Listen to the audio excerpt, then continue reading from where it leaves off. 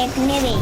ලංකාවේ කතාබහට ලක්වුණු films direct කරපු ප්‍රසන්න ජයකොඩිගේ අලුත්ම ෆිල්ම් එක චන්දරේගේ වයිෆ්. මෙදා සැරෙත් වැඩේ වෙනස් කියලා අපිට ට්‍රේලකෙන් තේරුණා. ඒ නිසා ඒ ගැන අපි එයාගෙන් ඇහුවා. ටැලන්ටඩ් සීනියර් ක්‍රූ එකක් නේද වැඩෙත් එක්ක ඉන්නේ. චන්දරගේ වයිෆ්ගේ ප්‍රධාන භූමිකාව තියෙන අතිශයි සෞම්‍යයි. ඒ විතරක්ම නෙමෙයි මේකට මේකේ මම ඇත්තටම ප්ලේයින් සහ ඉමෝෂනල් ප්ලේ එකක් තියෙන්නේ මේ ෆිල්ම් එක පුරාට. ට්‍රේලර් එකේ ඩයලොග්ස් එහෙදී අපිට තේරුණා ලොකු කතාවක් කියන්න යනවා කියලා. ඇත්තට මේකේ මමක් වටා තමයි මේ සියල්ලම එකතු වෙන්නේ. ඒ වගේම මම කිව්වට වෙලාවකට මේ ගමේම ඉන්නේ වැඩිහිටියොත් වෙලාවකට දරුවෝ වගේ. ස්වයංපෝෂිතව සහ අසල්වාසීන් මේ සියල්ලම තියෙන පිරුණු ඇරියස් වෙනුවෙන් ඒවසා දරාගෙන තමන්ගේ දරුවෝ ටික හදාගෙන මේ අම්මා කෙනෙක්ගේ ලයිෆ් ස්ටෝරිය තමයි ඇත්තට මේක ඇස්සේ තියෙන්නේ.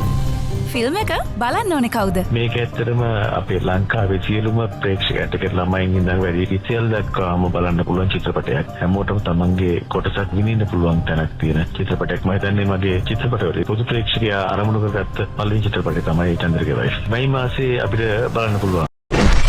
චන්දරේගේ වයිෆ්. අවුරුදු රතුරදී විප්ලවය